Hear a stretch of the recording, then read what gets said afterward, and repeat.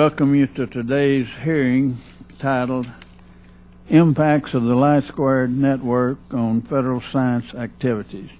And in front of you are the packets containing the written testimony, biography, and truth in testimony disclosure for today's witnesses. We have 2, 4, 6, 7.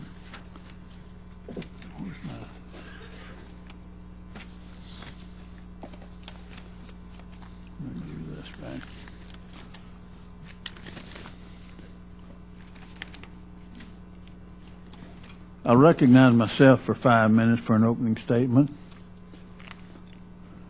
The United States is the clear leader in precision, navigation, and timing because of its consistent investment in the global positioning system. This investment has been protected and reaffirmed by successive administration support, which has led to the one of the greatest technological achievements I guess this nation's ever created. It's one that both government and industry can be proud of, and it's the gold standard for billions of people around the world. While it's nearly impossible to quantify the exact impact GPS has on society, it has certainly had an enormous impact on economic productivity, furthered scientific understanding, and modernized our national defense. Some recent reports estimate GPS enables over $3 trillion in direct and indirect economic activity and has created over 3 million jobs, a fact that should not be overlooked with the President preparing to speak before Congress in a few short hours on the state of our economy. In addition to the economic significance, the global positioning system is also an important aspect of many federal operations and scientific activities. Aerial and satellite imagery, weather forecasting, climate observation, search and rescue, air traffic management, rail transportation, traffic management, vessel navigation, emergency response and mapping, time distribution, seismic monitoring, land surveys, resource management, agriculture, engineering, and scientific observations all depend on GPS. Any potential disruption to GPS and the science activities that it supports is of utmost concern to this committee. LightSquared has proposed a network to support the President's challenge to identify 500 megahertz of new spectrum for broadband service. While the President's goal is certainly commendable, it should not be accomplished by destroying existing systems and applications. As the President's own national space policy states, the United States must, quote, maintain its leadership in the service, provision, and use of global navigation satellite systems, and invest in domestic capabilities and support international activities to detect, mitigate, and increase resiliency to harmful inference for GPS. The purpose of this hearing is to examine the potential impact of the LightSquared network on federal science activities. In doing so, we hope to ensure that all of the affected agencies are aware of the potential issues, have communicated those concerns effectively, are identifying potential mitigation strategies, and are calculating the cost associated with those mitigation strategies. In preparing for this hearing, we've seen varying degrees of preparation by agencies. Some have done the expected due diligence and some clearly have not. Although the FCC has stated that it will not allow LightSquared to begin commercial service without first resolving the interference issue, nothing actually prevents the FCC from moving forward at this point. Since the testing that was conducted this spring and summer, the LightSquared has put forth a modified plan. Unfortunately, no testing has been done on this modified plan. I agree with the agencies before us today that additional testing should be required before the FCC allows LightSquared to begin commercial service. Ensuring that GPS is protected is a vital national interest. Its economic impact is clear, and its utility to science is unquestionable, but what is also important is the real impact on lives. Last month, the FAA announced that LightSquared's previous proposal would result in billions of dollars of investment lost, a decade of delays to ongoing projects, a cost impact of roughly $72 billion, and almost 800 additional fatalities. And that's just one administration. Compromising the GPS would also benefit foreign systems and threaten U.S. leadership, as we've recently seen. Dependence on Russia for access to International Space Station has already compromised U.S. interests. Reliance on Russia's GLONASS system, China's COMPASS system, of Europe's Galileo system for the precision, navigation, and timing would be just as costly. We have to find a way to open up more spectrum for broadband, but not at the expense of GPS. This is, however, a two-way street. GPS users and agencies also have to be mindful that developing applications outside of their spectrum is dangerous and ripe for conflict, even though previous there were no problems.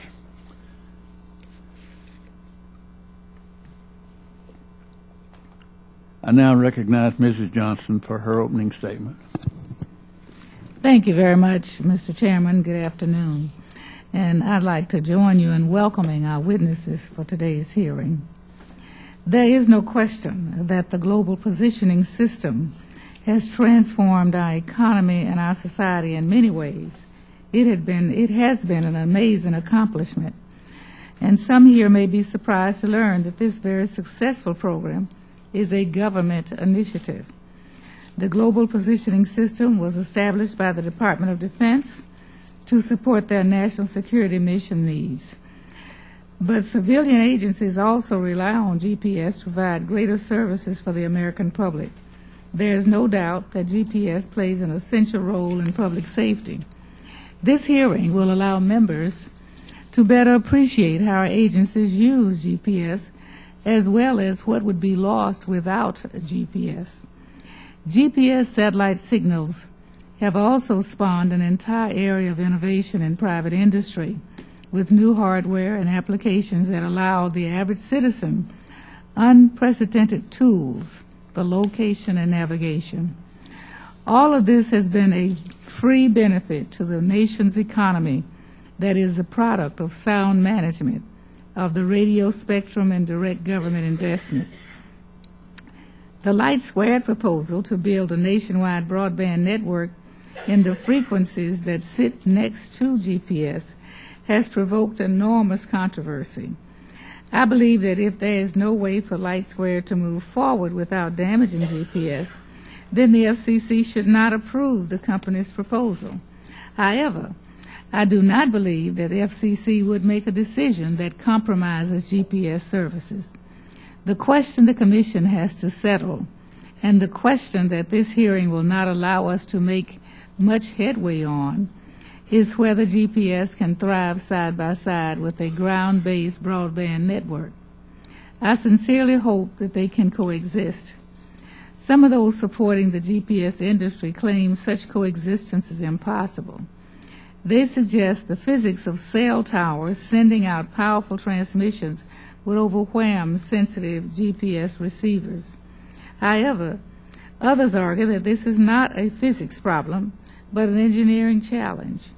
With filters for GPS units and with reasonable beam shaping at cell towers, small engineering can solve these problems. I do not know whether we are dealing with a physics problem or an engineering challenge, but I am not convinced that any of the witnesses can today provide an answer to that question with absolute certainty. The agencies before us are testifying based on testing of GPS equipment under the original LightSquared proposal, in which the company would first build cell towers that broadcast in the portion of the spectrum immediately adjacent to that of GPS. That testing was not based on the new proposal from the company to use the portion of their spectrum that is most remote from GPS-assigned frequencies. I fully believe that the FCC will make its decision based on technical assessments and not the political pressure that may come from private parties or even from committees of Congress or the executive. I hope to learn as much as I can today about what additional testing may be needed to inform the FCC's processes.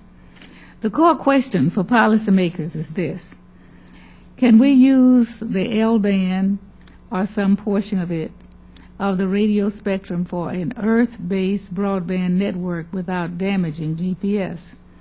I hope the answer is yes, and everyone here should hope the answer is yes. because we need more broadband just as we need GPS. LightSquared is saying that they intend to invest $14 billion over the next 8 years to build out their network, employing 15,000 people a year in the process. In building more information technology infrastructure, consumers would have more choice in their telecommunications and data services with lower cost and expanding access. We should also see accelerating into the innovation in data-intensive cellular applications that take advantage of the greater capacities of this new network, creating more jobs, more profits, and more growth in high-tech industries. And we are desperately in need of jobs, profits, and growth right now. And while I'm skeptical that today we will get definitive answers to the most important policy questions, I look forward to listening to the testimony, and I thank all of our witnesses for your participation. Thank you, and I yield back, Mr. Chairman. Thank you, Ms. Johnson. If there are members who wish to submit additional opening statements, your statements will be added to the record at this point. At this time, I'd like to introduce our witnesses and to thank our witnesses because I know they're valuable, their time's valuable. It took time to prepare for this. It took time for you to arrive here. It'll take time for you to give your testimony and take time for you to go home. And your time's valuable, and we're going to try to be as helpful with you as long as you give us the answers we're looking for. Well, we won't even use up all of our time. But Mr. Anthony Russo is the Director of National Coordination Office for Positioning, Navigation, and Timing. Mrs. Mary Glackin is the Deputy Undersecretary at the National Oceanic and Atmospheric Administration. Mr. Victor Sparrow is the Director of Spectrum Policy at the National Aeronautics and Space Administration. The Honorable Peter Appel is the Administrator of the Research and Innovation Technology Administration at the Department of Transportation. Mr. David Applegate is the Associate Director for Natural Hazards at the U.S. Geological Survey. Mr. Jeffrey J. Carlisle is the Executive Vice President for Regulatory Affairs and Public Policy at LightSquared, LLC. And Dr. Scott Pace is the Director of the Space Policy Institute at George Washington University. And I want to welcome all of you. As our witnesses probably know, spoken testimony is limited to 5 minutes, after which the members of the committee will have 5 minutes each to ask questions. We hope you can stay as close to that 5 minutes as you can, and don't let these empty seats here indicate a lack of interest in what you're saying, because we're just back from a month when we were all gone and nobody was getting hurt up here, and we came back and everybody has a lot to do and they have other committees. But all this testimony is being taken down and will be of record for everybody, not just the members of this committee, but for everybody to read. So, Mr. Russo, you may proceed if you'd like, sir. Chairman Hall, Ranking Member Johnson, and members of the committee, I'm deeply honored to be here for you today. Like the Internet, GPS is an essential element of the global information infrastructure. The free, open, and dependable nature of GPS has led to the development of thousands of applications affecting every aspect of modern life. And innovation has not stopped. New applications are being developed daily.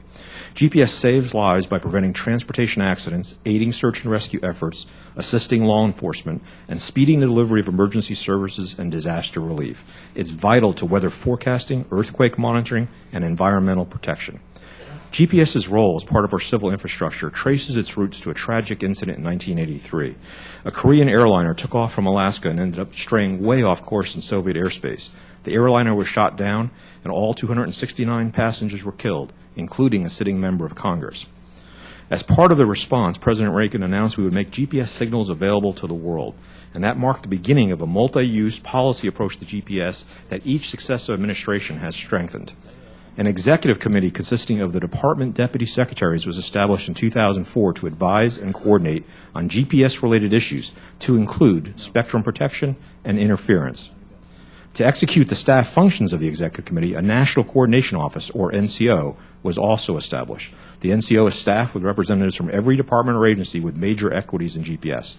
I'm speaking to you today in my capacity as director of that office. Earlier this year, the FCC approved a conditional waiver for LightSquared's high-powered network.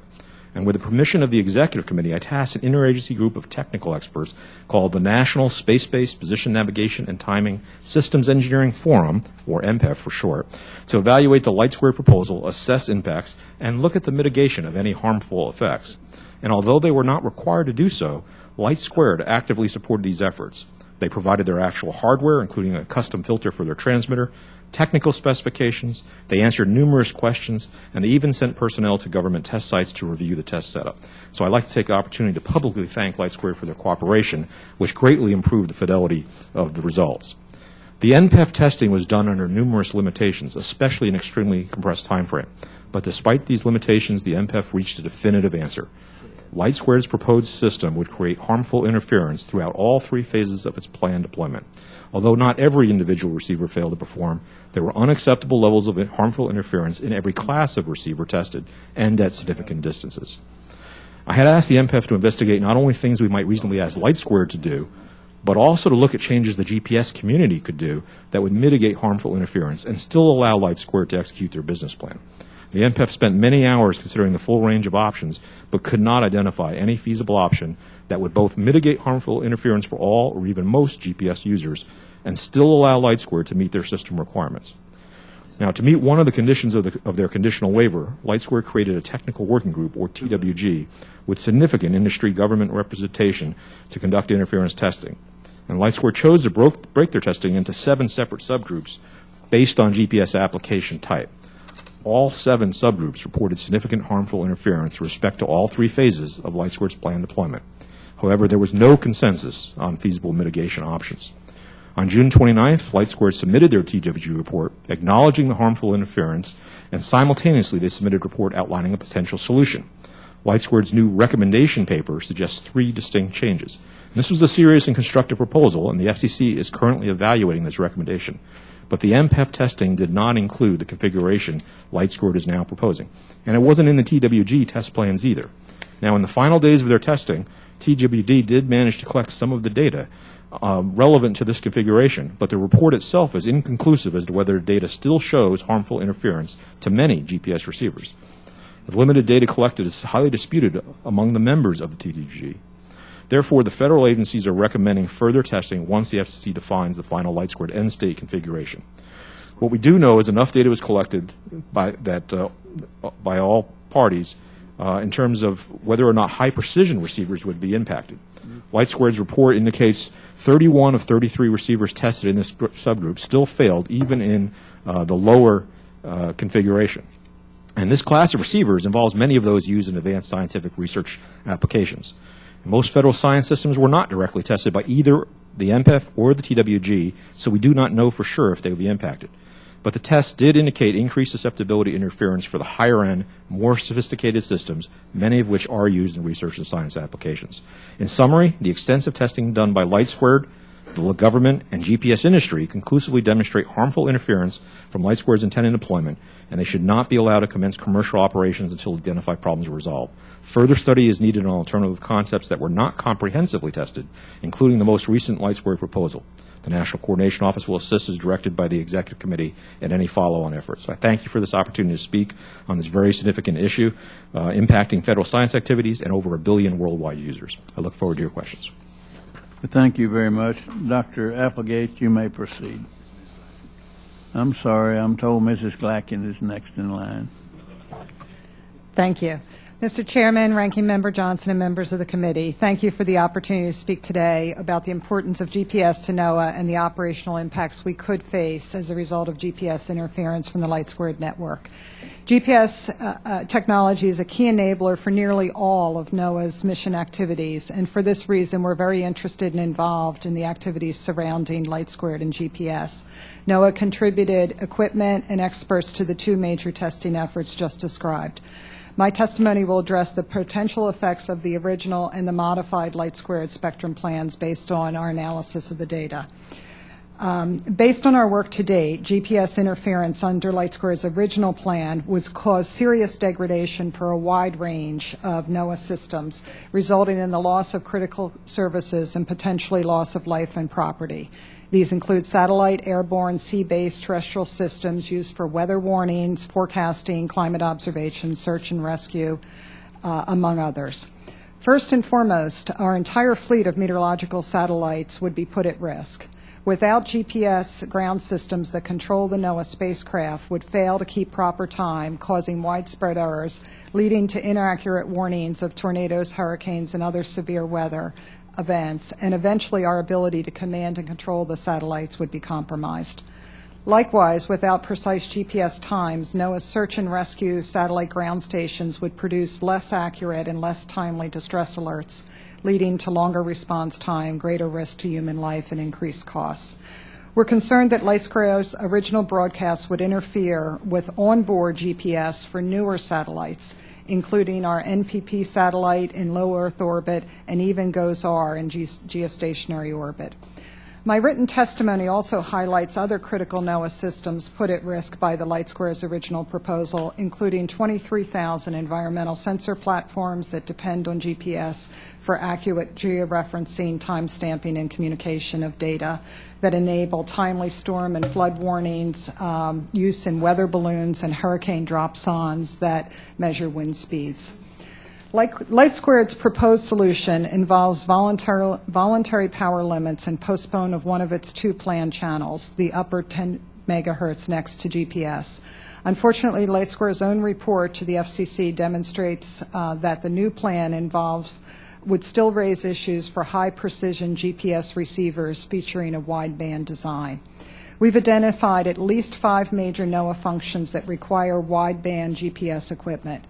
These include the cosmic system of satellites to improve global and weather climate models, monitoring sea level trends to protect natural and human communities, the ground-based GPS meteorological project to improve short-term forecast, the issuance of the U.S. Total Electron Count product to inform the public of space weather conditions and space storms, and maintaining the National Spatial Reference System to ensure the compatibility among U.S. maps and surveys. 3 of these 5 activities depend on NOAA's nationwide network of continuously operating reference stations, or CORES, which collect and share precise data about GPS satellite orbits.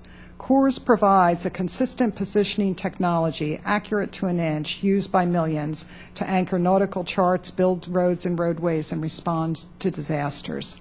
CORES alone includes 1,800 wideband receivers owned by NOAA and 190 partner stakeholder organizations. And without a suitable mitigation for the lower channel LightSquared interference, major portions of CORES would cease functioning, forcing NOAA to revert to less accurate and much more costly methods to define the National Spatial Reference System.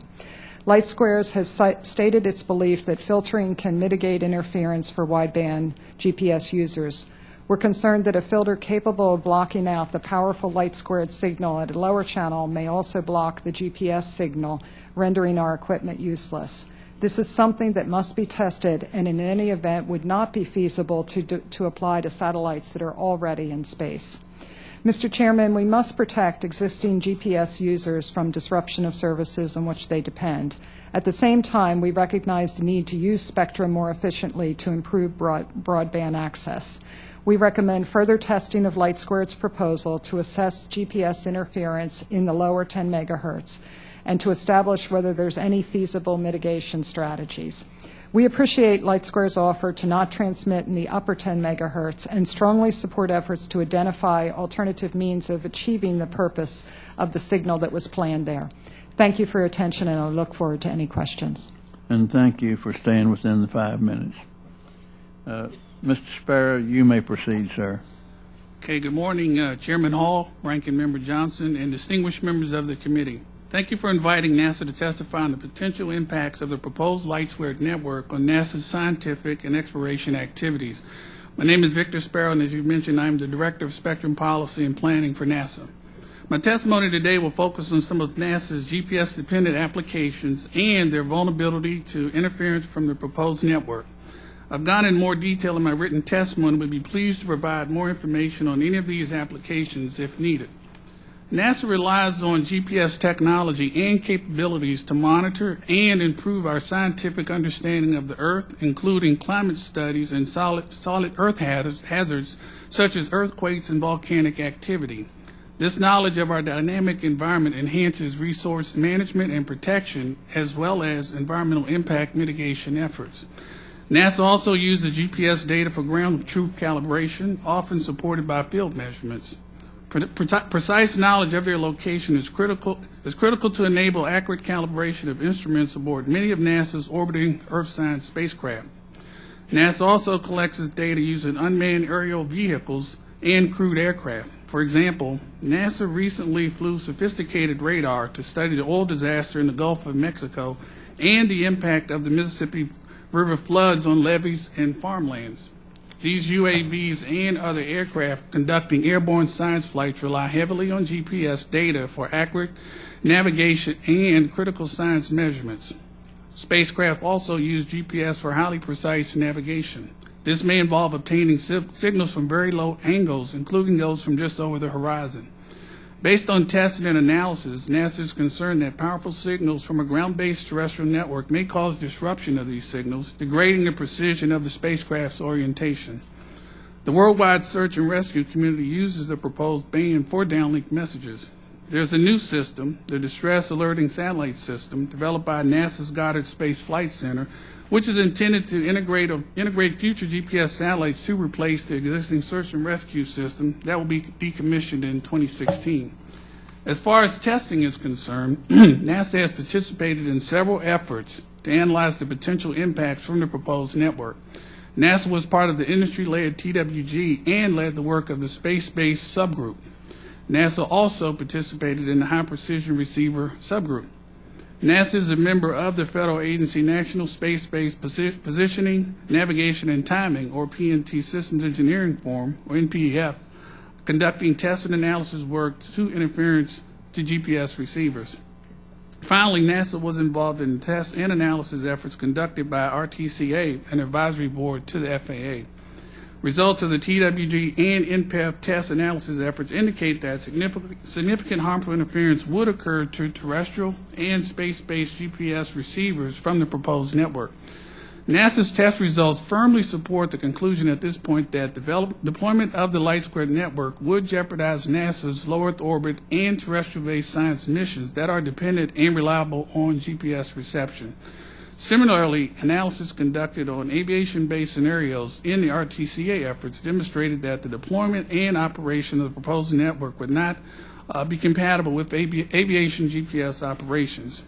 The significant disruption of GPS-based aviation systems would adversely impact NASA's aviation research missions. The technical working group considered several mitigation options, none of which have yet been demonstrated to be effective in mitigating potential interference to GPS. In conclusion, Mr. Chairman, NASA has participated in federal agency and industry-led test and analysis efforts related to the deployment of the LightSquared network and its potential impact to GPS. At this time, it is clear to NASA that the FCC imposed condition requiring resolution of GPS interference issues prior to commencing commercial operations has not been satisfied, including LightSquared's modified plan of June 30th. Impacts to NASA's GPS-dependent systems from interference created by the network would be substantial. It is important to reiterate that NASA fully supports the nation's efforts to increase broadband wireless access, but such efforts should be compatible with our critical GPS assets. The critical science and engineering applications GPS makes possible, benefiting Americans in many ways, should not be jeopardized. I would like to thank your committee for its continued support of NASA and its programs, and I look forward to answering your questions you may have. Thank you. Thank you, Mr. Sparrow. Chair now recognizes Mr. Appel. Chairman Hall, Ranking Member Johnson, and distinguished members of the committee, thank you for the opportunity to appear before you today. The global positioning system is vital to multimodal transportation safety and efficiency now and in the future. The Next Generation Air Transportation System, or NextGen, will use GPS to shorten routes, save time and fuel, reduce traffic delays, increase capacity, and permit controllers to monitor and manage aircraft with greater safety margins. Positive train control will increasingly depend on GPS to prevent train collisions and derailments and accidents caused by railroad switches left in an incorrect position. The Intelligent Transportation System program for surface transportation relies on GPS for vehicle collision warning and crash avoidance systems. To provide accuracy necessary for precision navigation, GPS receivers are designed with a wide front end, so precision receivers also pick up signals from the adjacent mobile satellite service band, the MSS band. Until the recent FCC action on LightSquared, this did not create a potential conflict. The GPS and MSS bands were both designed to be quiet, limited to weak satellite signals. GPS receivers easily filtered out the MSS signals. The Department of Transportation assessed the impact of test results from LightSquared's original operating plan and concluded that the planned use of GPS for next-gen, positive train control, and intelligent transportation system research and applications would not be feasible under this scenario. Based on the test results of using both the upper and lower portions of the LightSquared band, aviation use of GPS would be significantly compromised due to the aggregate effect of 40,000 LightSquared transmitters. This would impact GPS receivers on board over 60,000 aircraft, resulting in substantial retrofit costs and delay. Safety benefits of using GPS for approach and landing in all weather conditions and addressing controlled flight into terrain and runway incursions would not be fully realized. As a mitigation technique, there would be heavy reliance on aging legacy ground-based systems which do not meet the performance requirements for next-gen. The aviation industry also could have a demand for a non-U.S. satellite navigation system, such as Russia's GLONASS system, which operates farther away in frequency from LightSquared than does GPS. For positive train control, GPS is the least costly method for transmitting location information. If GPS were deemed unreliable, most railroads would have to switch to transponder-based technology. Identifying alternate approaches would significantly delay PTC implementation and increase costs. The Intelligent Transportation Systems Program and their industry partners have invested many years and millions of dollars in safety-based research that leverages GPS to make significant improvements in surface transportation crash avoidance. A degradation or loss of GPS will affect the operation of connected vehicle safety applications that will assist drivers in preventing crashes. Recently, LightSquared proposed to initially broadcast only on the lower 10 megahertz portion of the band in an attempt to avoid many of the interference issues.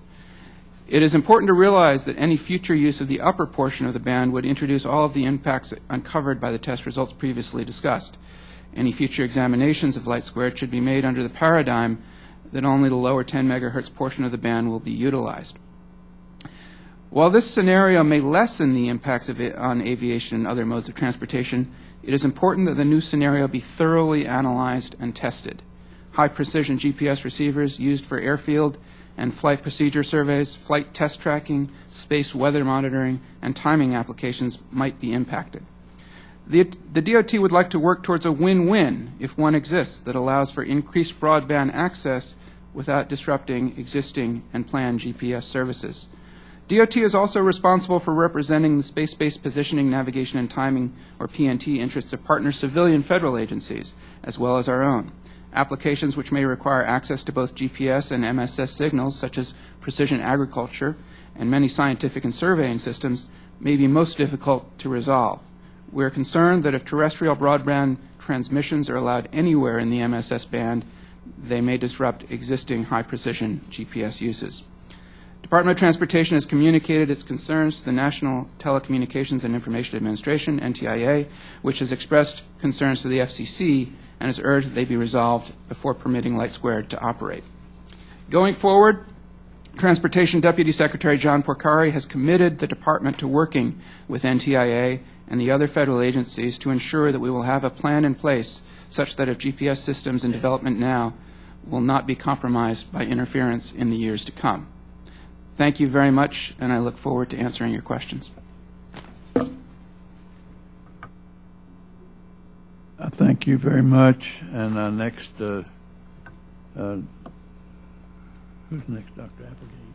Yes, Dr. Appel. Dr. Applegate, for 5 minutes. Thank you, sir. All right, thank you.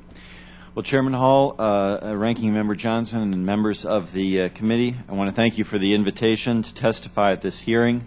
I'm the Associate Director for Natural Hazards at the U.S. Geological Survey, and we're the science agency of the Department of the Interior. The Department has significant concerns about the proposed LightSquared system, which could have negative impacts on the reception of global positioning system signals. The USGS and our colleagues across Interior make extensive use of GPS technology. Testing performed this year on LightSquared's original deployment plan has failed to demonstrate the satisfactory effectiveness of mitigation techniques. Proposed alternatives, meanwhile, require further testing to be fairly judged. The Department feels that the proposal should not be approved at this time. The USGS and our sister bureaus at Interior face a wide range of potential impacts from GPS interference. Many Interior bureaus have law enforcement and public safety missions. For example, Interior Department police officers and fire crews use GPS for navigation in both remote backcountry and urban settings. At the USGS, GPS is an essential tool for many of our mission responsibilities, including stream gauging, mapping and surveying, and in my area of responsibility, natural hazards monitoring and research.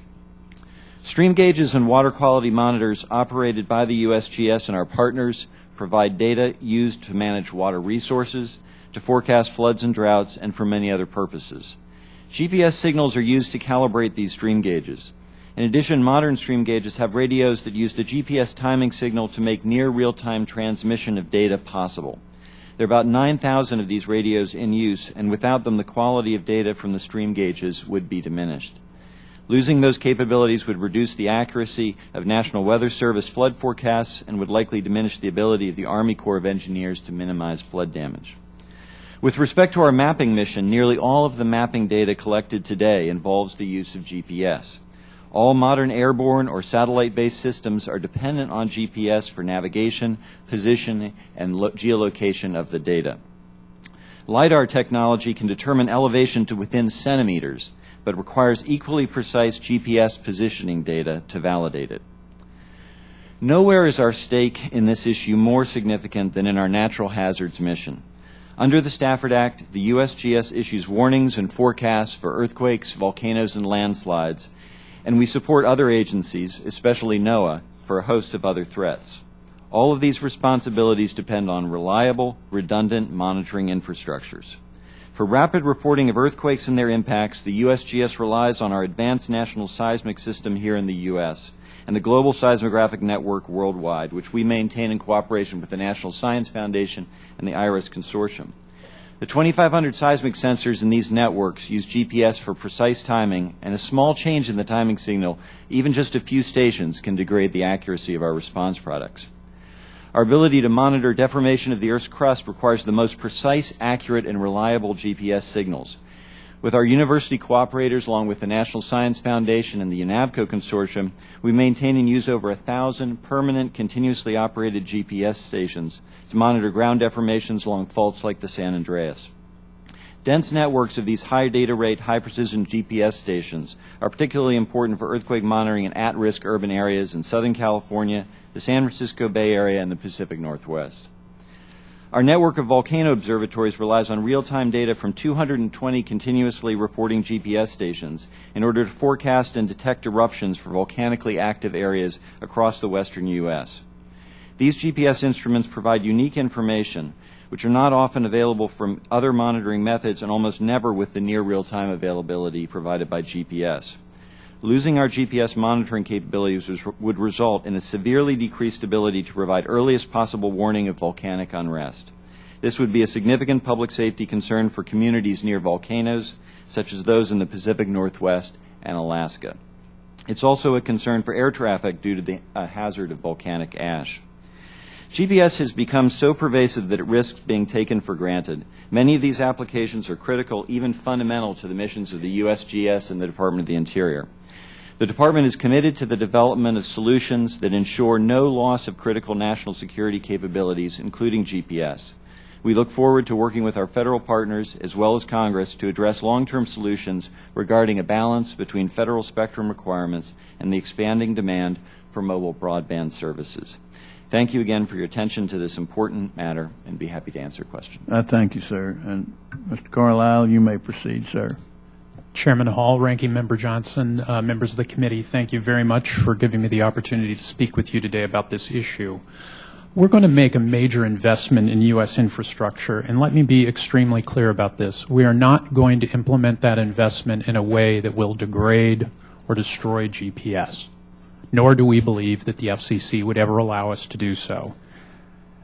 This is not a zero-sum game. Americans do not have to choose between a robust GPS and a competitive broadband wireless network. They can have both, because this is an issue of responsible receiver design and coordination of the network. It is a technical issue that can be solved just as it's solved every time anybody deploys a wireless network in the United States.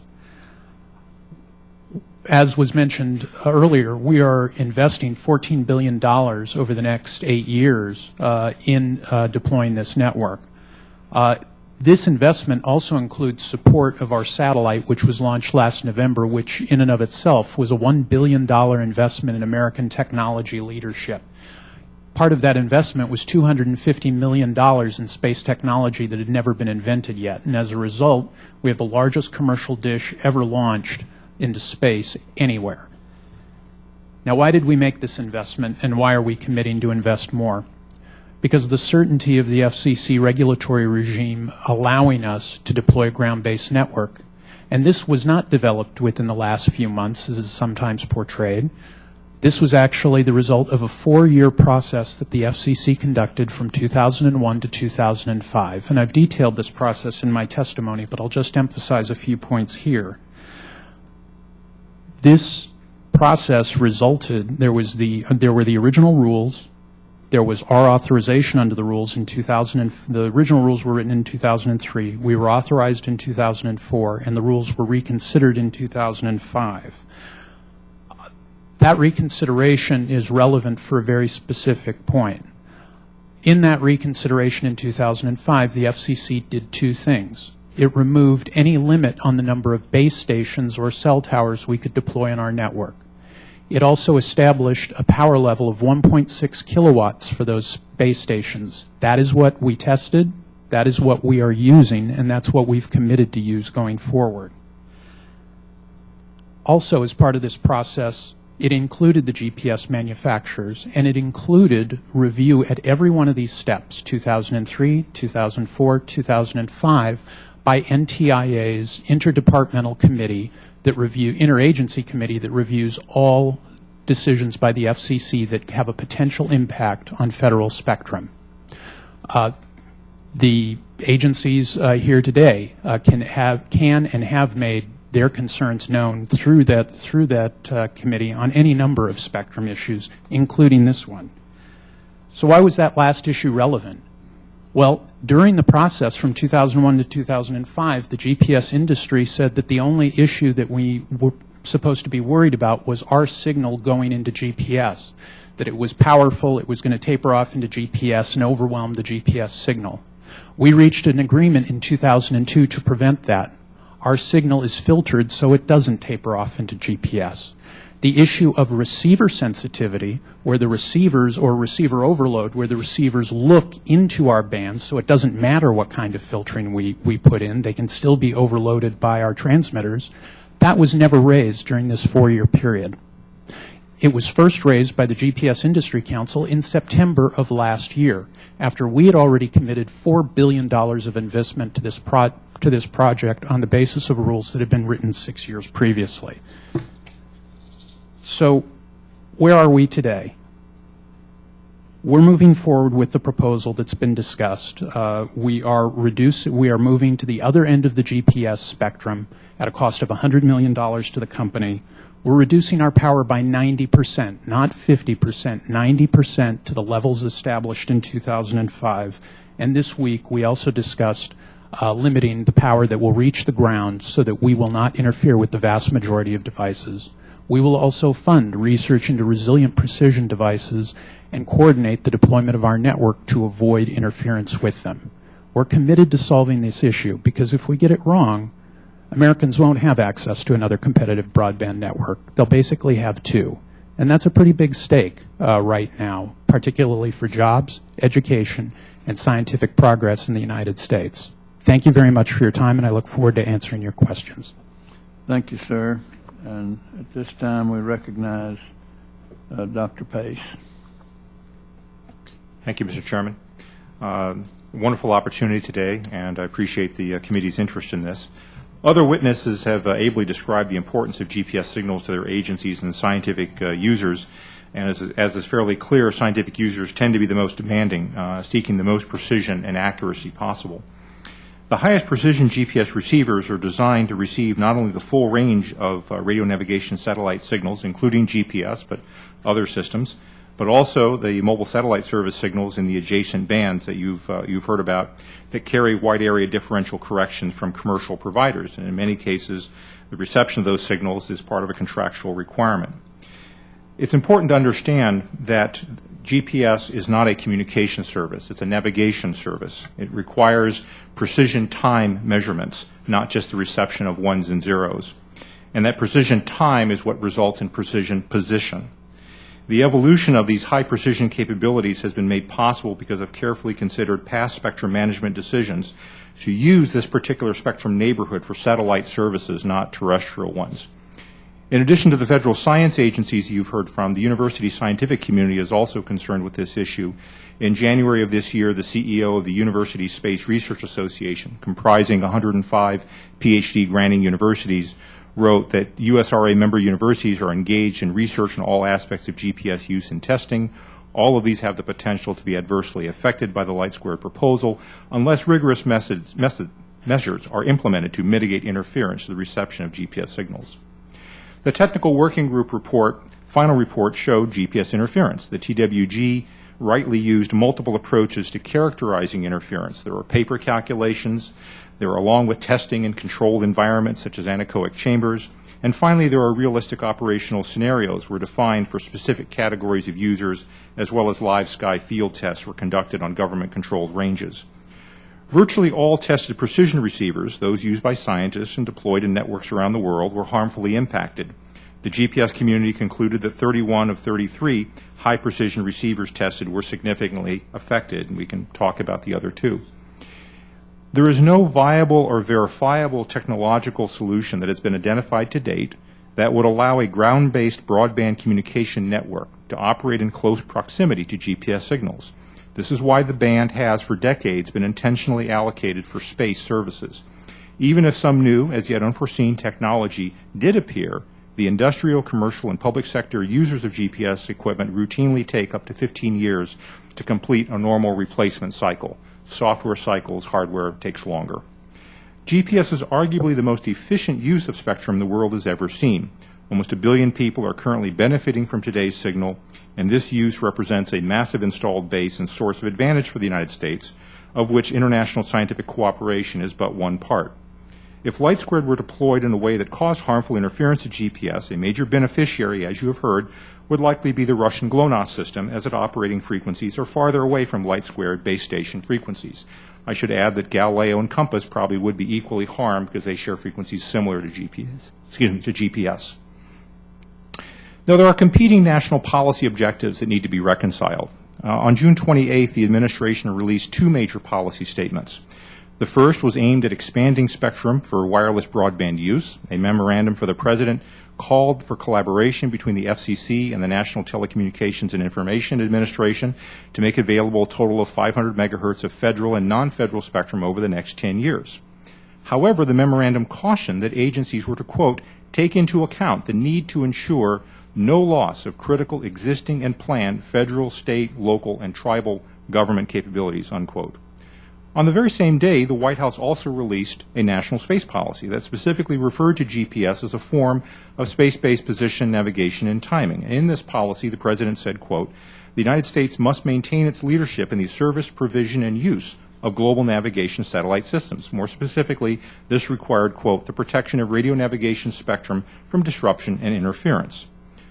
In my judgment, the safest and most fact-based course of action on the data we have to date is to conclude that the terms of the LightSquared conditional waiver have not been met, and to withdraw the LightSquared license to deploy a terrestrial network in the 1525 to 1559 megahertz band. It's the only approach fully consistent with the terms of both the National Space Policy and the Broadband Memorandum, and I would argue the FCC's own regulations. The last 20 years have seen continuous innovation in the ability to use GPS for measurements of the Earth, the atmosphere, and the biosphere via precise positioning, navigation, and timing.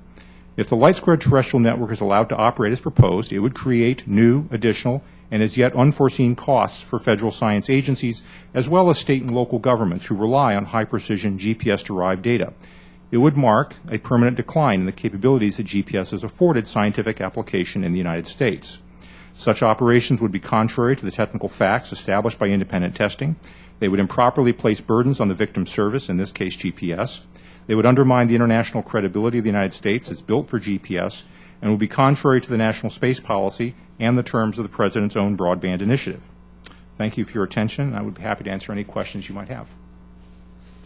All right, thank you, and thank you for your testimony. I would remind the members of this committee that the rules require and allow questioning for 5 minutes. And the chair at this point will open the round of questions. I relegate myself to 5 minutes.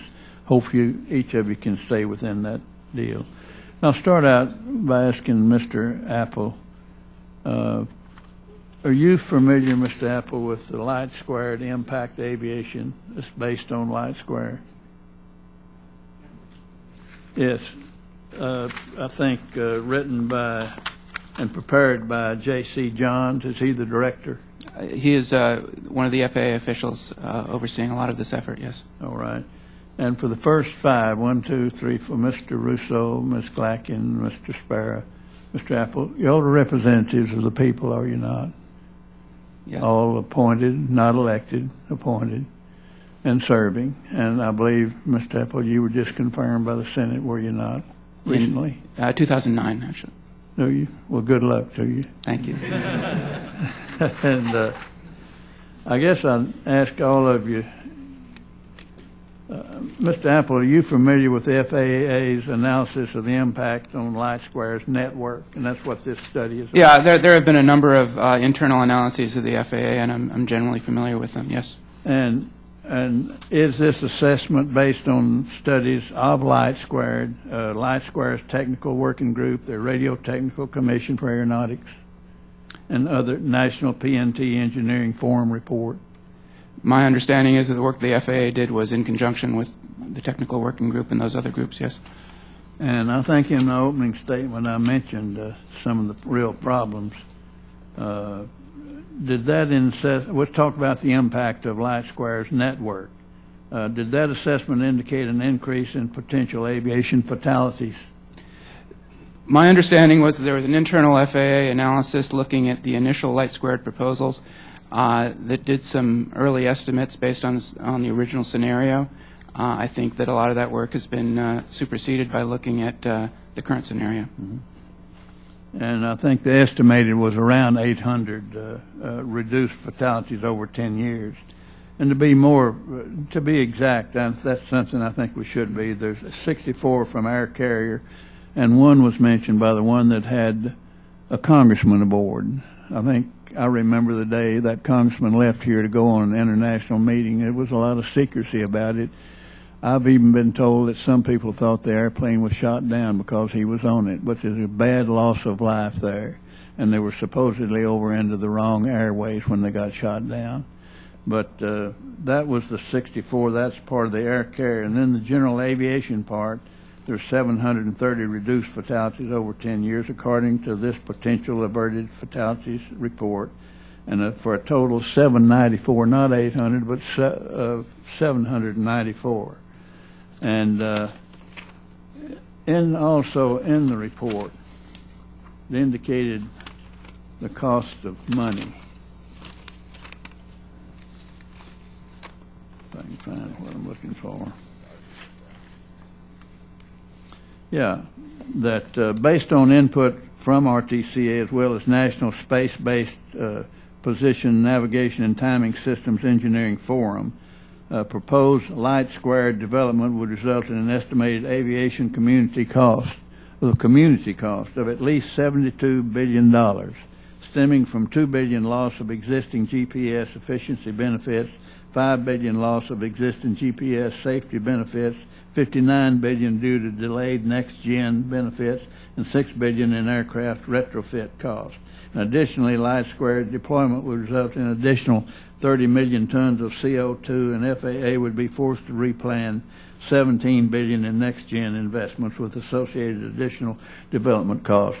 Those are within the findings of the FAA, Federal Aviation Administrator's research and report? Are you satisfied with that? The accuracy of it? And have you examined it of your own? Mike, I've looked at it. My colleague, the head of the FAA, the administrator, Randy Babbitt, when asked about this issue, has made clear that he's not going to let anything happen that's going to jeopardize the safety of aviation. We have gotten progressively better and better every year in our aviation safety in this country, and the FAA takes every measure possible to ensure that no matter what the potential threat to safety, we address it before it happens. All right, I just have a little bit more time Yes. left. I think you've answered my question. And I would ask Mrs. Glackin, and you're the only one I will ask this because I don't have the time and because you're associated with weather, and we're all aware of some weather around here in this nation at this time, more than ever before. I don't ever remember this many earthquakes or forest fires. Yeah. If NOAA received full funding for its satellite programs, but the LightSquared proposal was approved, how would the nation's weather forecasting capabilities be affected? NOAA You can has, give me a good, quick answer. Yeah, I was going to say, even with that full funding, NOAA has concerns about the impacts of LightSquared, because depending on how it's implemented, it touches so many parts of our warning mission, from our radars on the ground to the satellites that are operating in space. So I couldn't give you any confidence today that we would be able to successfully deliver on that mission. It would be impacted to some degree, and we would need to do much more testing to understand that. And in closing, Mr. Russo, Mr. Sparrow, Mr. Appel, Dr. Applegate, would your answer have been similar to her answer as it affects the division you represent for the people of the United States? Yes, sir. Each of you have a yes or no on that? Yes, sir. Yes. Yes, sir. Yes. All right. I've used up all my time. At this time, I recognize Mrs. Johnson, the ranking member, for 5 minutes or whatever time you have to use. Ms. Johnson, thank you. Thank you very much. I went over about almost a minute. A little over a minute. You can go for 6 minutes if you want to. I understand that minimum testing was done by the technical working group to examine whether the LightSquared proposal proposed a plan to rephase its bandwidth use and reduce power will mitigate the network's impact on most GPS applications. Agency statements today are consistent in their call for additional testing. What do agencies need to know about the new LightSquared proposal to assess its impact on their programs? How long would it take for this process to take? And I'd like to hear from all witnesses, but let's start with Mr. Russo and Mr. Carlisle. Yes, the first part of the question, in terms of what we would need to know, the first thing we need to know is what the final end state configuration is. In LightSquared's recommendation paper of 29 June, they had three recommendations. So one was to broadcast initially in the lower 10 megahertz of their band. Two was the reduction in power to basically the same power level that we were testing at. And the third one is the one that's the problematic for us, which is that at some point in the future, they will be broadcasting in the upper half, and that point is undefined. They called it a standstill period, and we don't know at what point that would occur. That's the key missing piece to being able to construct a new test to say whether we will or will not have substantial interference. And in terms of how long that would take, that will depend somewhat on that answer. To be clear, it is not true that there was no testing of the lower 10 by the technical working group. In fact, every subgroup tested the lower 10, and it wasn't either in the final days. Some of the subgroups had, from the very beginning of their work, a plan to test the lower 10 against their devices. So, in effect, there has been testing of 130 devices across 7 different categories on the lower 10. And some of those categories are fine. Precision is not, as we've heard here today. We take a measurement of 10 out of the 38 precision devices that were ultimately tested actually will operate fine in the presence of the power levels that will reach the ground in our network. But very quickly, I would say if there is a specific plan for additional federal testing, we have yet to hear it from any agency at this point. The only claim we have seen in terms of additional testing needed is from the Department of Defense to test certain classified receivers that were not tested on the lower 10 as part of the Department of Defense's testing. But we are completely open to speaking with the government agencies about facilitating further discussion on this, and also about whether the upper 10 that Mr. Russo just mentioned is ever going to be, it can be used down the road. Anyone else want to comment on it? I would just comment quickly, point out that Mr. Russo's original testimony really highlighted some of the shortfalls in the testing that was done, and in particular that only one transmit antenna was part of the testing configuration, and we know that there can be interference effects, or additive there, and also the fact that the time period was so compressed. There is a lot of complexity to work through. Thank you. Thank you. Mr. Russo, in your opinion, is it technically feasible to design a filter that is simultaneously allows the GPS users to listen to the signals in LightSquared's allocated bandwidth and block LightSquared signals? I'm sorry, ma'am, I don't know the answer to that. We're dealing with a very large power difference. At half a mile, the LightSquared signal is 5 billion times more powerful than the GPS signal by the time it gets down from space. That's a big number to be able to reconcile. Dr. Parkinson from Stanford University expressed it this way, that the GPS signal is like a teaspoon of water. The LightSquared signal is Niagara Falls. That's about a 5 billion difference. I'm a very optimistic person. I think that given time and given the right technical people talking to each other, there may be a way to do this, but I certainly don't know that, and I certainly would want to see that tested before I would be able to say that would work. Can you estimate its cost? No, I'm sorry, I can't. Mr. Carlisle, would you like to comment on that? Yes, I would. Actually, this effect, which is the comparison of our base station power against the power level of GPS signals, was known in 2005. So my question generally would be, why did the GPS manufacturers not test that and determine there was an effect? Why was the overload effect never mentioned during the 4 years of testing, and why wasn't that made a condition of any sort of condition about our investing in and deploying a network? It was only brought up in the last year. Now, we've done everything we can in order to address this issue, and we've made sincere, real commitments in order to address it. But at the end of the day, this is a 6-year-old issue on which nothing was done in order to address receiver overload. One last quick question. Dr. Pace, would you comment on the... I would first of all say I agree that trying to overcome a billion times power difference is technically very difficult, and because of that technical uncertainty, it's difficult to say how much money would be required. With regard to how long this issue was known, I think there's one sort of additional fact, is that the FCC, time and time again, from the original discussions in 2002 up until January of 2010, were very adamant that they would forbid any sort of standalone terrestrial wireless service. That, in fact, they made a number of points in the proceedings about how they would not allow evasions of the satellite requirement, what was called the gating requirement, and the need to link to a satellite. This linkage is very important because it meant that the ground-based systems, the ancillary terrestrial component, could not interfere with the satellite, and therefore the mobile satellite service band would remain a quiet band.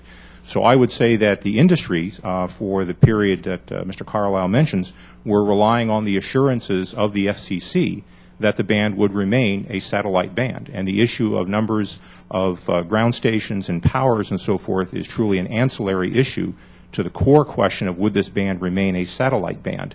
If it is a satellite band, then you have no problem. If it's not a satellite band, you have a problem that you see here today. Thank you. My time is... Thank you. The gentleman from Wisconsin, Vice Chairman of this committee, Mr. Sensenbrenner, is recognized for 5 minutes. Thank you very much, Mr. Carlisle. All of your conferees on this panel don't seem to have a high regard for your position, and I've got a few questions. Maybe I can blow a little bit of the fog away. Say you don't get permission from the FCC to use the high-end band, meaning the upper 10, for LightSquared, would you still invest the $14 billion in this project? We would invest the maximum amount of money necessary in order to build out on the spectrum we had. So if we can build out on the lower 10, we'll invest as much as we need to have a robust network. I can't tell you that sitting here right now. I'd need a network engineer and a business model to go through that. But right now the plan is $14 billion. Now, what would happen if there was a reduction in power? You know, we've heard about the teaspoon of water versus Niagara Falls. Would you still be able to make a go of it if you got a tablespoon of water? Well, that's in order to provide a wireless broadband network, you need cell towers or base stations that are operating consistent with the power levels that you need for that in order to make it economically viable. Otherwise, you just have so many cell towers it becomes economically infeasible to provide service. So at the power levels we've committed to right now, that's a network that's the size of between 30,000 to 40,000 base stations. Okay. Now, you made a deal with Sprint, and they've got a lot of cell towers around the country. Mm-hmm. Because you would have access to those, would you still spend the $14 billion? Our plan is, yes, we're spending $9 billion with Sprint alone in order to deploy the network, and the $14 billion is the total of capital and operating expenses over 8 years. Now, how much of that is Sprint's money, and how much of that is LightSquared's money? The $9 billion is what we are spending to get the network deployed. Is this LightSquared's money? I believe so. Yeah, I'm not sure what we're spending $9 billion. We're giving Sprint $9 billion to build the network. I noticed the name of what's now LightSquared has been changed as a result of reorganization several times in the last decade, which is not particularly comforting to me. Lest something end up midstream on this. The other line of questioning I'd like to have in the time that I have remaining is what kind of testing has there been on precision GPSs, which are the most expensive ones and, the ones that I would say that we need particularly in the transportation sector to make passengers safe. We've heard that retrofitting as a result of potential interference would cost billions of dollars, largely in an airline industry that really isn't all that financially healthy. What kind of testing have you done on this stuff? Well, if you're talking about the technical working group tested both aviation receivers, which are used in aircraft, and also the standards that are applicable to the WAAS network that's going to be used for next generation. And separately, it tested precision receivers, which are largely used in agriculture, construction, survey, and for scientific research, as we've heard today. Those precision receivers were tested fully on the bottom 10. In terms of the level of the scale that we're talking about here, if we're talking about cellular phones, personal navigation devices, aviation receivers, and timing receivers, that's about 400 million devices around the country. If we're talking about precision, as it was tested at the technical working group, it's less than 1 million, probably about between 500 and 750,000 receivers. Okay. So in terms of the investment needed to replace those receivers, you're not talking about replacing 400 million receivers. You're talking about replacing a much smaller number. Now, one of the complaints I've heard is that LightSquared has been changing the parameters of what it proposes to do before the testing is completed. The committee has information that you have a newer proposal. Has that been filed with the FCC yet? We have a proposal in addition to our last proposal. It was filed at the FCC on Wednesday, and it is attached to my testimony. Okay. Now, are you going to stick by that proposal until the testing is done, or if something bad comes out, is there going to be another proposal that would be filed, in which case the testing would have to go to square one? Well, let me respond to that in this way. We are acting in a situation where the GPS manufacturers have, and the federal agencies have most of the information about what GPS devices they use and how they operate. So our original proposal was in the absence of having that information. As the information started to become obvious that there was going to be a problem on the upper 10, we came up with a proposal that would mitigate the issue by moving to the lower 10 at a cost of $100 million to the company. That's what you do when you see engineering problems. I don't think that answers my question of whether we're going to have to go back to square one again with a new proposal if the testing shows that there's another problem that comes up. Well, the proposal we've discussed this week is in addition to our other proposals, so it's incremental on top of it. If there are additional issues that come to light with regard to federal receivers or other receivers, we will take that into account and see what we can do to fix it. But at this point, you do raise a very good issue in that we've made all the proposals to solve this issue, and we're spending all the money to do it. The GPS manufacturers have not. Well, GPS was there first, and a lot of people use GPS, and I don't want to have to face my constituents at a town meeting if their GPS ends up not being what it's supposed to be and what it has been as a result of spectrum interference. Ms. Carlisle, I wish I could have gotten more direct answers to questions that were pretty direct, but maybe you can supply them with written testimony later on. I'd be happy to if there's anything I didn't answer. Sorry about that. All right, the gentleman's time has expired. The chair recognizes the gentleman from California, Mr. McNerney, recognized for 5 minutes. Thank you, Mr. Chairman. I just want to say, Mr. Carlisle, you knew this was going to be a tough afternoon, so I appreciate your coming out here and testifying. The frustrating thing is that every one of us would like to see you move forward because of the economic boom that broadband brings. But we're all very concerned about the impact on a very well-established and growing set of industries and businesses. One of the things I heard you say was that the problem, in your opinion, can be solved by responsible receiver design. And by that, I take it you mean GPS receivers. And so that implies a significant investment by the GPS people. And I'm not even sure that technology exists. A lot of folks here don't seem to think that it does. But I agree with Mr. Russo. I think that there are technical solutions in the future that, if enough investment is made, will become available. So I'm not going to be writing off anything at this point. But I'd like to have a little bit more comfort that the technical solutions on the receiver side actually work.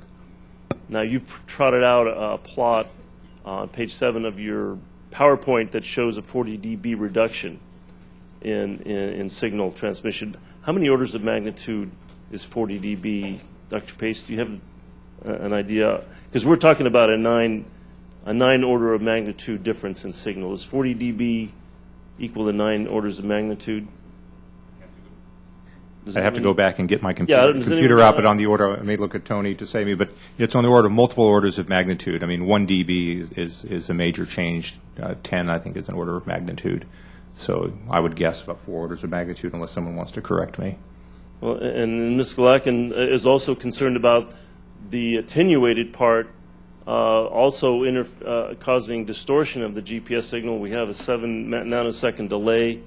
Is 7 nanoseconds acceptable in precision GPS?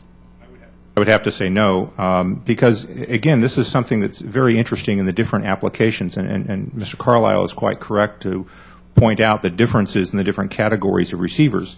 Say a 7 nanosecond delay created by a filter may not be an issue for, say, a smartphone. But a 7 nanosecond delay can be on the order of several meters of error that can be introduced, which is a big deal if you're a precision farmer working at 2 to 10 centimeters. So it depends on what the baseline level of performance you're going to be looking for. And so a filter that may work for certain categories of users may not be applicable to others. And as Mr. Carlisle mentioned, the precision users are probably the most stressing of the folks you have to deal with. Well, I mean, it seems to me that there are technical solutions in the future, and I want to go there, but what's happening is that you're sort of saying, Mr. Carlisle, you're saying that the rules have changed along the way from what was originally required, but the problem is that if you're talking about public safety, that's a losing argument. We need to get to a point where the public safety people are comfortable, or this isn't going to go forward. I mean, that's the bottom line. So I see a great deal of cooperation on your part and earnest effort to get there, but I'm not convinced that we're there yet. And anything you could do to convince me or the members of this panel would be useful. If I can respond on two things. First of all, on public safety, the primary use of GPS by public safety is two ways. On timing receivers in simulcast networks that public safety entities use, and in vehicles and for mission-specific use of personal navigation devices. Under our current set of proposals, no public safety devices will have, no personal navigation devices will have a problem with the deployment of our network as long as we're operating on the lower 10 megahertz. On the timing devices, that should also be the case, but if some of these timing devices happen to be in close proximity to one of our transmitters, there are replacement antennas available that are completely filtered against our signal that are available on the market today for $100 each. So this is an issue that can be handled. In terms of precision receivers, I mean, this is directly out of the report. It's slide 12 in the PowerPoint attachment to my testimony. This line is the power level that we'll be broadcasting at, that will reach the ground. These dots are all precision receivers that were tested. Now, most of those fall below the line and would show harmful interference. These 10 above the line would operate fine in the presence of our signal. This is a design choice. It is not an immutable physics problem. We know it because we can see the performance of the receivers. Okay. Well, one of the issues that's been brought up is the lack of testing in the lower 10 dB. So I just don't think we're quite there yet, and I want to see what you're proposing and go forward, because we need jobs, and this is going to create them. But in my opinion, we're not quite there yet, and I'd like to see that happen. So that I'll yield back. Thank the gentleman.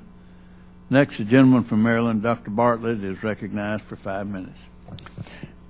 Thank you very much. It seems to me that the actions of the FCC 7 years ago might have anticipated that we'd be here today talking about this problem. Because as I understand that the FCC granted LightSquared, then known as MSV, conditional approval to build its integrated ATC ground-based wireless network using its satellite spectrum near the GPS signal.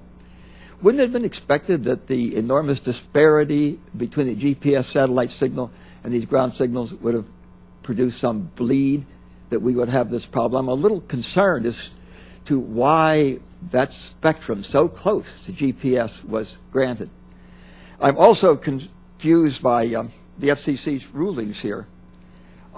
In 2003, when they adopted the initial rules allowing commercial satellite service providers to operate a ground-based integrated with their satellite service, they made this statement: the purpose of our grant of ATC authority is to provide satellite licensees flexibility in providing satellite services that will benefit consumers, not to allow licensees to profit by selling access to their spectrum for terrestrial-only service.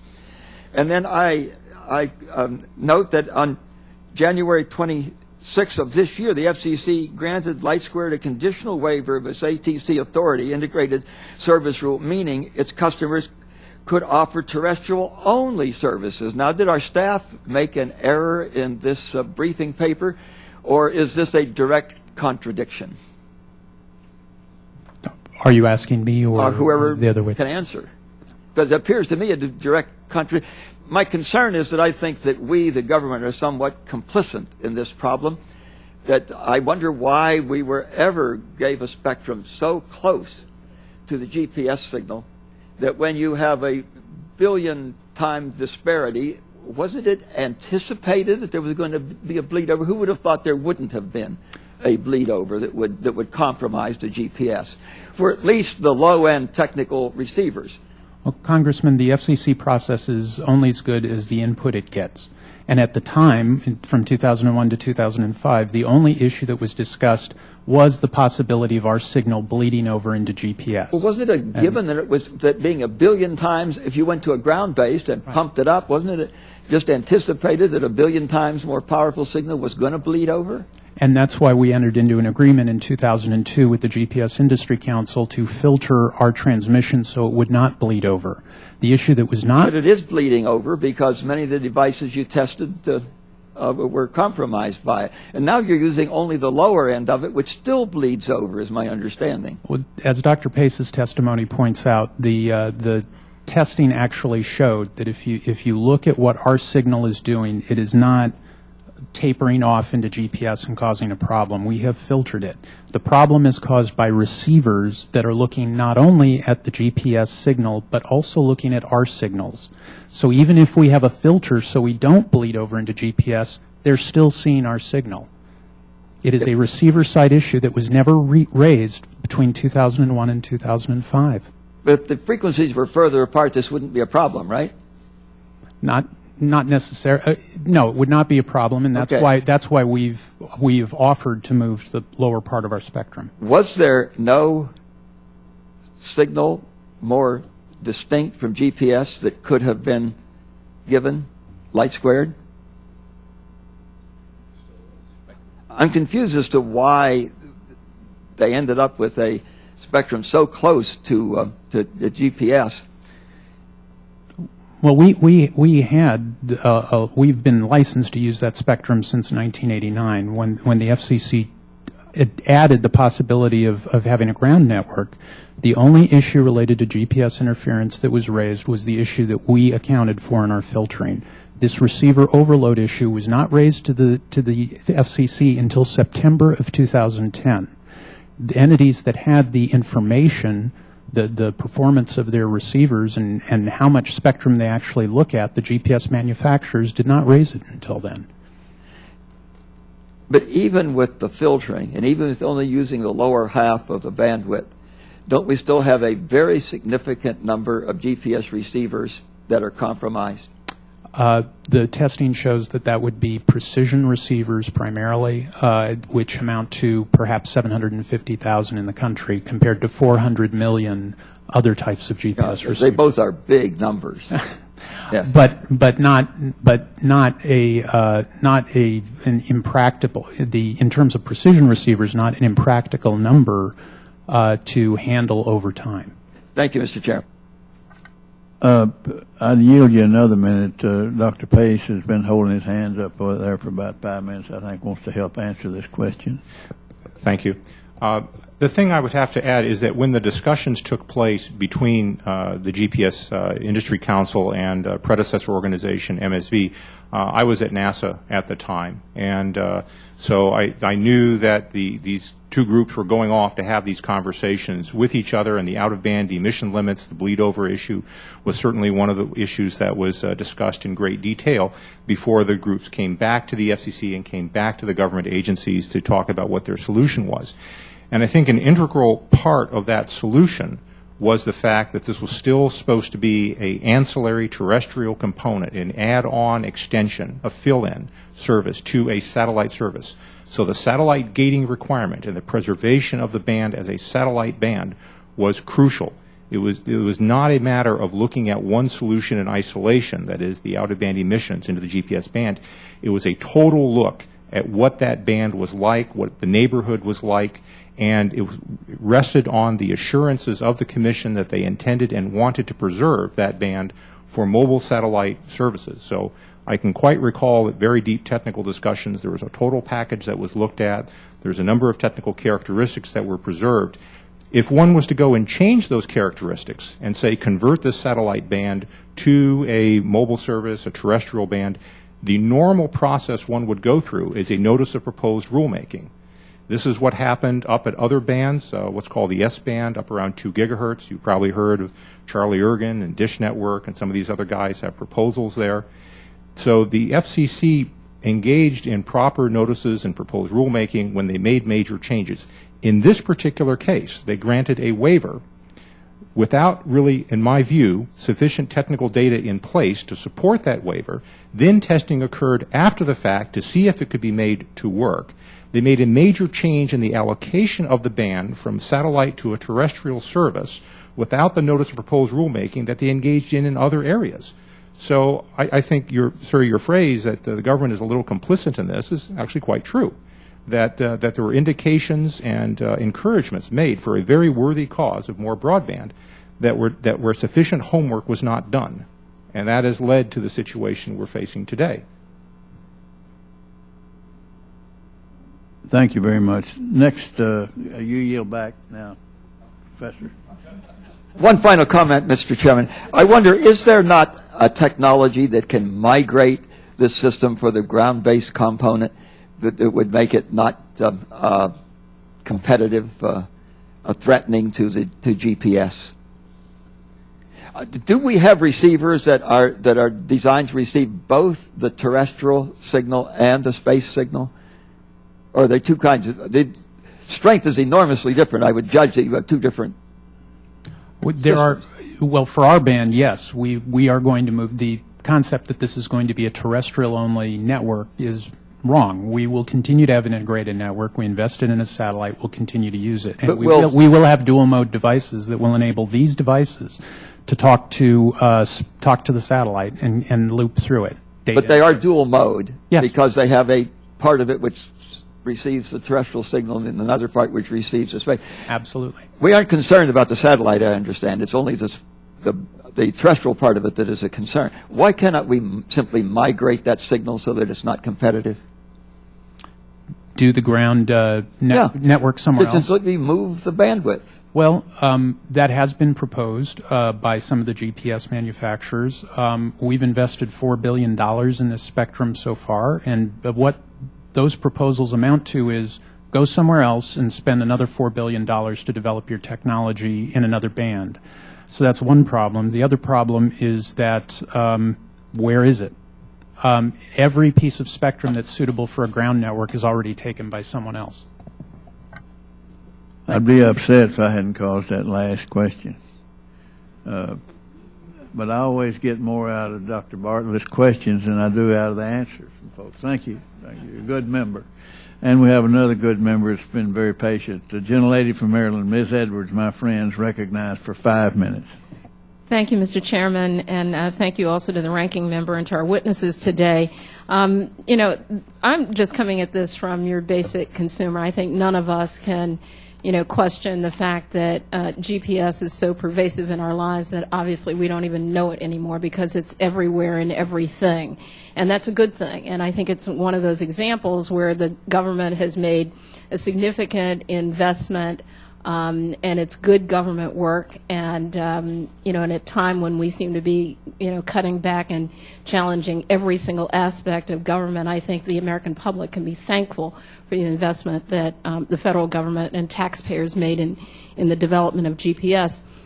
I think the confusion here is that we have competing national policy directives. On the one hand, we have the all of the good work of our scientific and technological agencies that are dependent on GPS for important and critical services. And on the other hand, we have a policy directive from the administration, which I think is, you know, right in terms of expanding the ability of broadband to be accessed in multiple communities. And that was my signal, but I'm going to keep going until my time's out.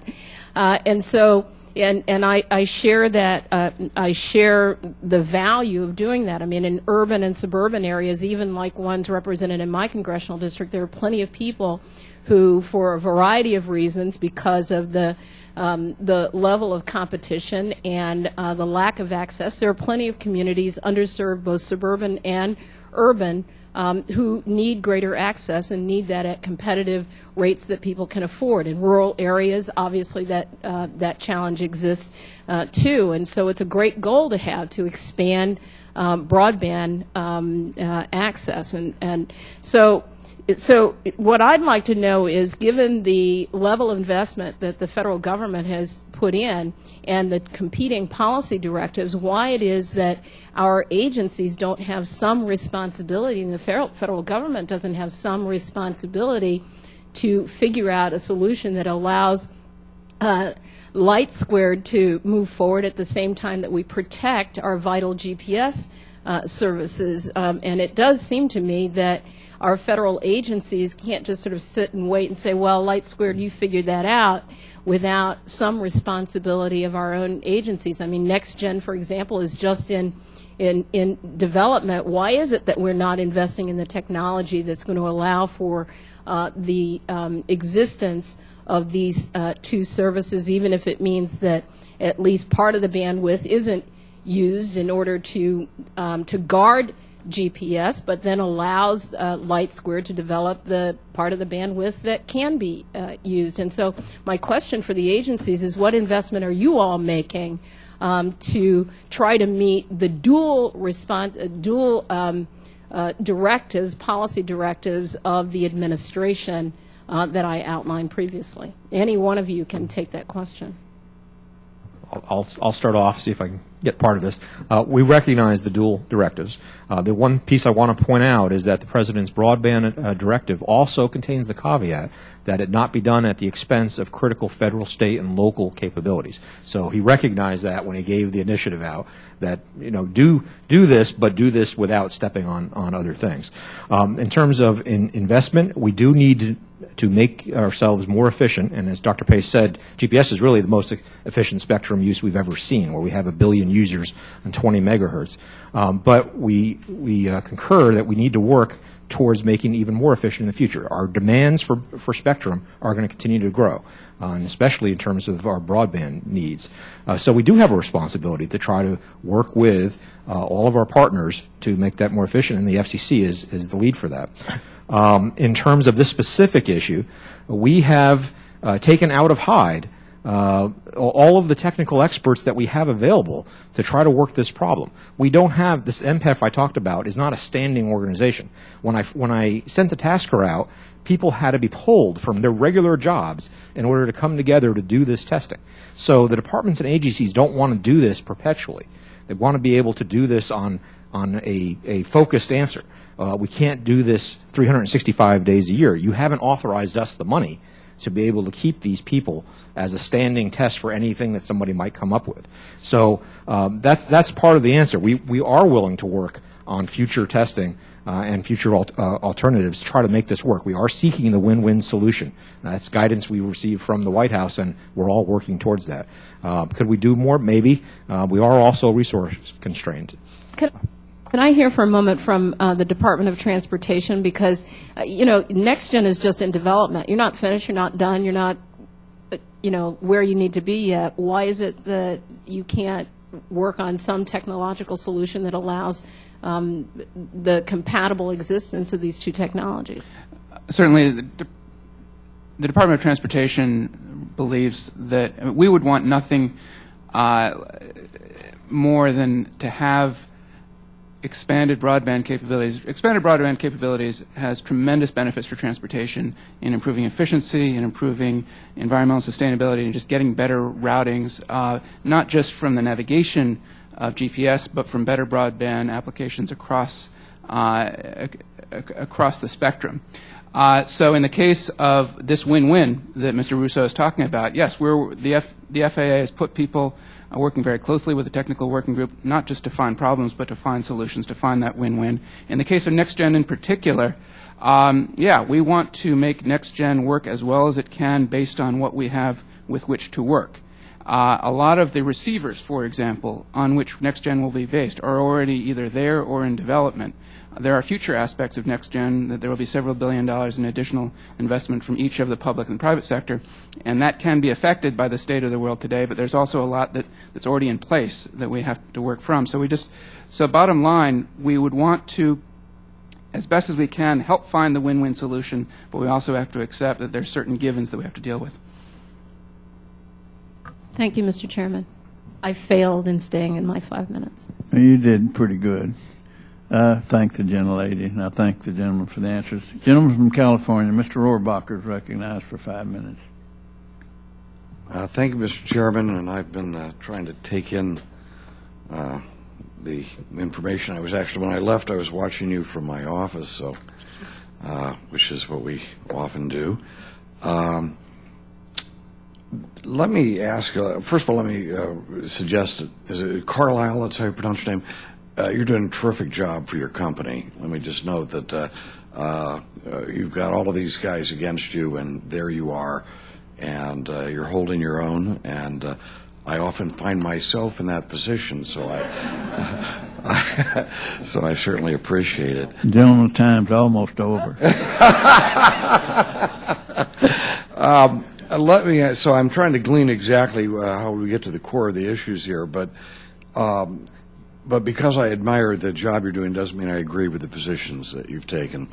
We're talking about a company now, LightSquared, that received a waiver originally from what other companies would have been expected to.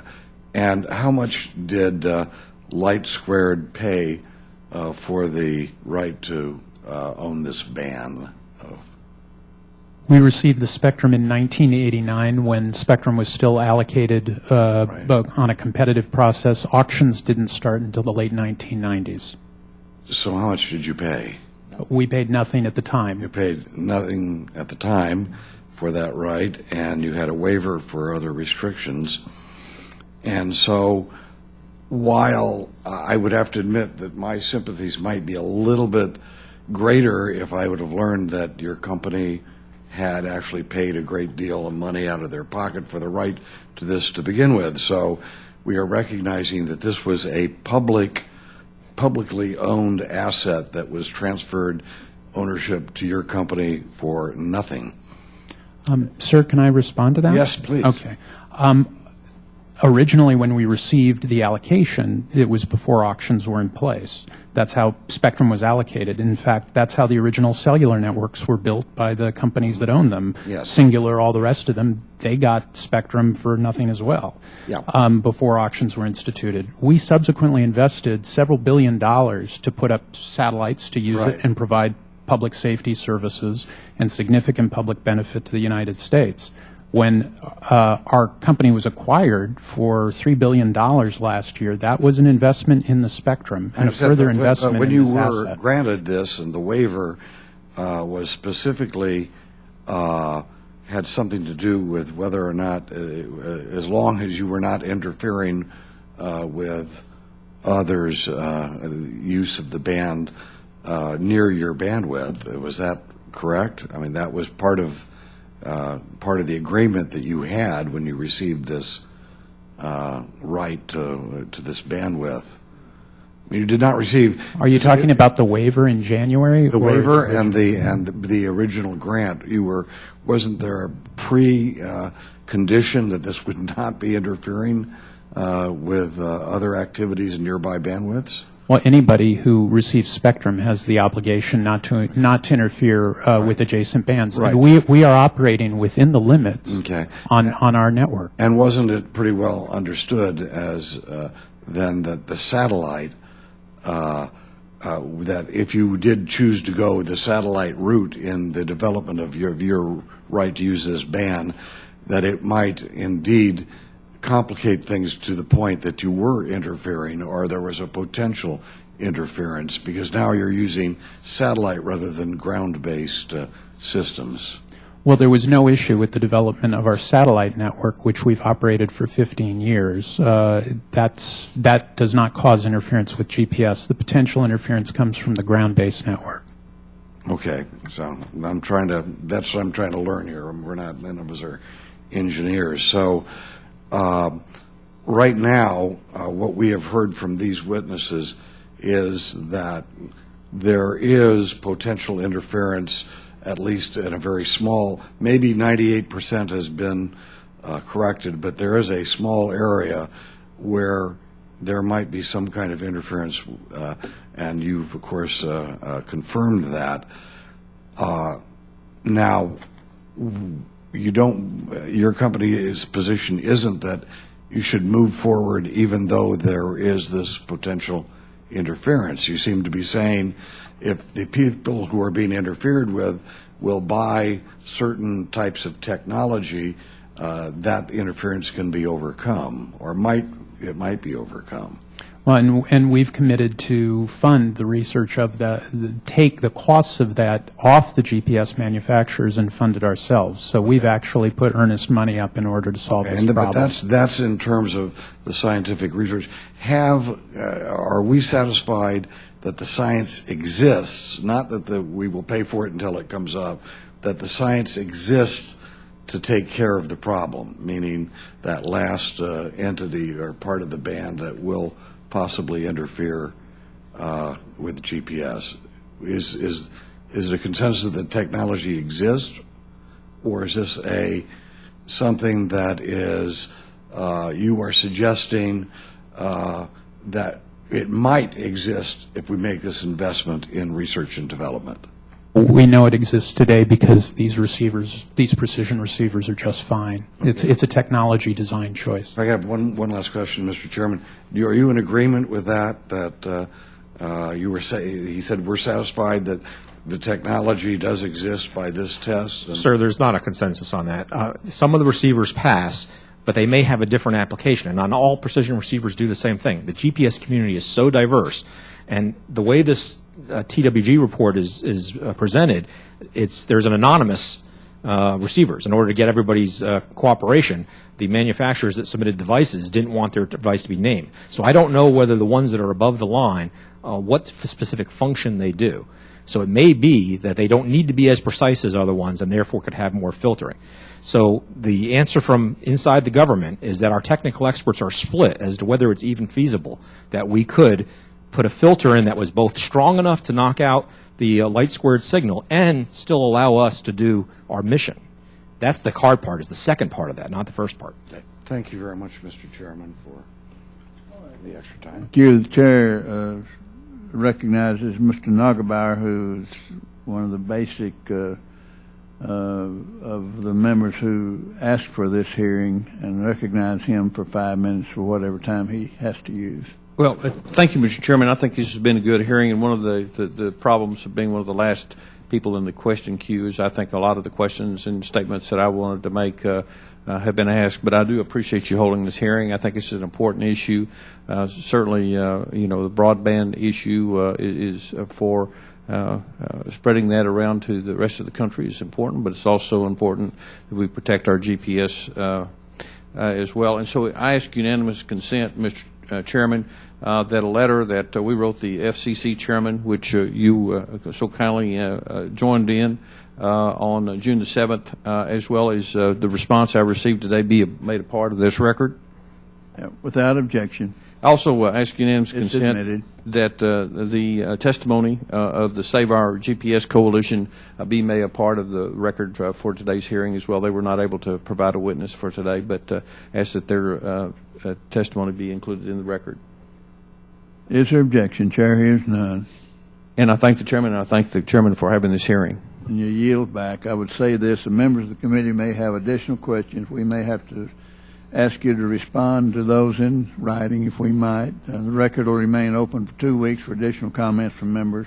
I ask unanimous consent to enter a number of documents into the record that were previously shared with the minority, including a list of over 400 individuals who submitted comments to the committee.